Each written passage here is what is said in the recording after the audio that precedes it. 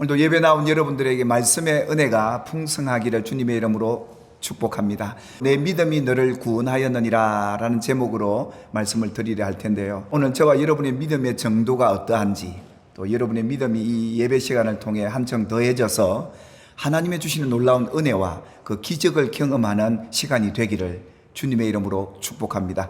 오늘 예수님께서 내 믿음이 너를 구원하였다고 한 이 믿음으로 구원받은 사람, 그 사람이 과연 누구이며 그 믿음이 어떠했을까? 여러분 잘 알고 계신 이 나병 환자, 한센병을 앓고 있던 한 사람의 구원을 통해서 오늘 저와 여러분의 믿음이 예수님께 인정받는 믿음이 되기를 주님의 이름으로 축복합니다. 여러분 이미 과거에 예수님을 믿고 구원을 받았고 또 그 구원의 은혜를 많이 경험을 하셨죠. 그렇다면 구원받은 성도들에게 더더욱 믿음으로 살아내는 것이 참 중요하다. 왜 그렇습니까? 우리가 살아가다 보면 죄도 짓고 또 넘어지기도 하고 병도 들기도 하고 여러 가지 많은 어려움들을 겪기 때문에 믿음으로 살아내지 않으면 구원의 은혜를 경험하지 못할 수 있기 때문에 그런 것이죠. 그래서 모든 믿는 자, 이 믿는 자에게 구원을 주시는 하나님의 능력이 바로 예수 복음 아니겠습니까? 오늘 예수님께서는 안타깝게 말씀을 하시죠. 이 이방인 외에는 10명의 한센병을 앓고 있던 사람 중에 이방인 한 사람만이 예수님 앞으로 돌아와서 내 믿음이 너를 구원하였다라는 인정을 받게 되고 예수님이 그 믿음을 기뻐하셨다고 하는데, 오늘날 우리의 믿음의 현실은 어떨까요? 예수님이 볼 때 여러분은 그 한 사람 안에 들어가는 믿음일까요? 아니면 그 9은 어디 있느냐 하시는 예수님의 안타까운 말씀을 듣는 그 대상일까요? 오늘 예수님이 기뻐하셨던 이 한 사람의 믿음이 저와 여러분이 믿음이 되기를 바라고, 또 주님이 더 기뻐하는 믿음이 뭔가를 바르게 발견하는 시간이 되기를 주님의 이름으로 축복합니다. 여러분 성경을 읽다 보면 이 사건은 그 사건으로 끝나지 않아요. 문맥을 통해서 예수님이 하시고자 하는 말씀의 핵심들이 있거든요. 이 누가복음 17장 내용은 믿음에 대한 얘기를 나누고 있었던 겁니다. 예수님께서 이 제자들에게 여러 가지 많은 말씀을 하실 때 우리에게도 믿음을 더해 주시옵소서 라고 사도들이, 그 제자들이 예수님에게 요청을 합니다. 내 믿음이 너무 적어서 이 믿음이 더 성숙되고 성장했으면 좋겠다 라는 그런 갈망함을 갖고 있는 성도들이야말로 믿음을 갖고 있는 성도들의 모습이에요. 그래서 예수님에게 우리에게 믿음을 더해 주십시오 라고 예수님에게 요청을 하게 됩니다. 왜 이 요청을 하게 됐냐면 예수님이 말씀이 그렇잖아요. 형제들이 죄를 너희에게 짓거든 하루에 7번이라도 너희에게 죄를 짓고 7번 돌아와서 용서해달라고 회개하거든 용서해줘라. 그러니까 제자들로서는 그들의 믿음의 수준을 봤을 때는 이게 가능하지 않았던 거예요. 믿음으로 살아낸다고 하면서도 이만큼은 우리에게는 버겁다. 주님은 그렇게 말씀하시지만 내 현실이 그렇지 않다. 이것 아니겠습니까? 우리의 믿음과 현실이 이렇게 다를 때가 있어요. 믿습니다 말은 하지만 막상 우리가 주님의 말씀대로 순종해 나가려고 하니까 믿음이 부족하죠. 그래서 예수님은 이 믿음을 더하는 길을 가르쳐 주신 것이죠. 겨자씨 비유를 말씀하시면서 이 작은 믿음이 있다면 뽕나무들의 뿌리가 뽑혀서 바다에 심기라 하여도 순종했던 것처럼 순종하면, 그 말씀대로 순종해 나가면 믿음이 더해진다 이겁니다.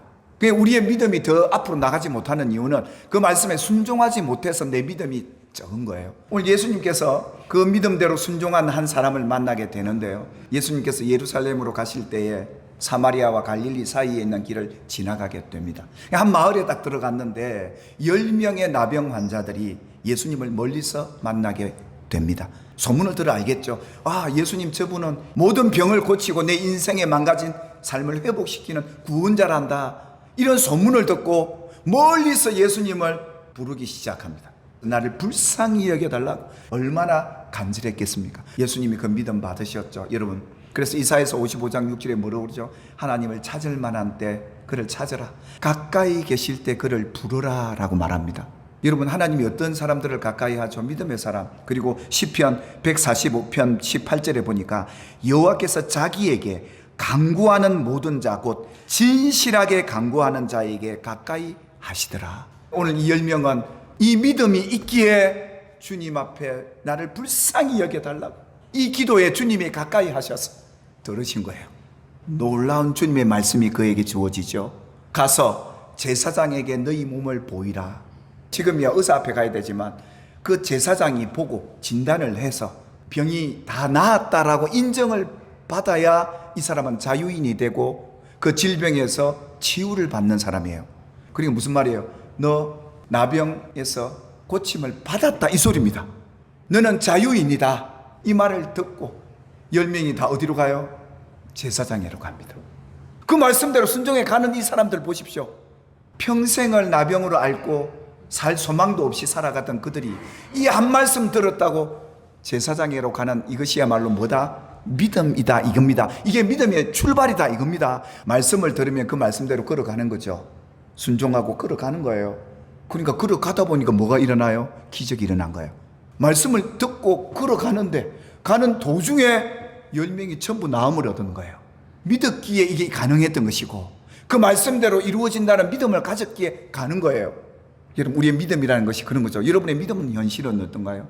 현실이 너무 힘들어서 말씀이 믿어지지 않으면 여전히 그것 갖고 안고 막 괴로워하고 실험하고, 근데 말씀을 하셨는데도 불구하고 이렇다면 과연 이 믿음이 믿음일까? 오늘 저와 여러분이 이런 믿음의 출발이 있게 되기를 주님의 이름으로 축복합니다. 하나님은 하신 말씀대로 반드시 이루어질 줄 믿습니다. 말씀대로 이루어질 것입니다. 그렇게 선포하고 믿는 거죠. 그 때는 우리는 모르지만 가다 보니까 한 사람이 자기가 병 나은 것을 목격을 합니다. 이 한 사람이 다시 돌아와서 예수님의 발 앞에 엎드려서 예수님 앞에 감사하는 모습을 우리는 보게 됩니다. 그 사람을 성경은 사마리아 사람이다. 여러분, 오늘 이 갈릴리와 사마리아 중간에 이 마을은 사마리아 사람도 있고 갈릴리 사람도 있겠죠. 갈릴리 사람도 유대인들이잖아요. 하나님의 백성들이잖아요. 근데 이 사마리아 사람은 이방인 같은 사람이에요. 10명 중에 우리가 생각지 못했던 사마리아 사람, 이방인 이 사람만이 이 모습으로 예수님께로 돌아오는 거예요. 믿음은 이런 거죠. 주님이 말씀대로 우리 삶에 이루셨다면 당연히 감사하는 거죠. 예수님께서 그 9은 어디 있느냐라는 메시지를 주십니다. 예수님이 몰라서 물었습니까? 아십니다.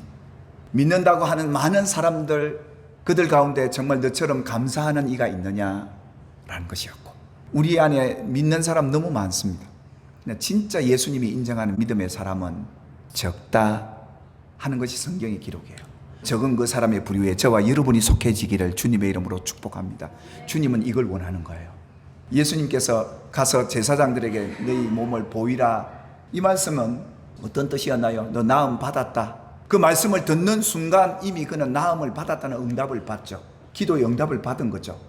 기도하고 간구했다면 이미 그 간구를 주님이 들으셨고 응답하신 줄 믿으시기를 주님의 이름으로 축복합니다. 백부장이 자기 하인이 병들었음을 그 사람을 위해 중보하며 기도를 했죠. 요청을 합니다. 예수님이 바로 응답하죠. 가서 고쳐주리라.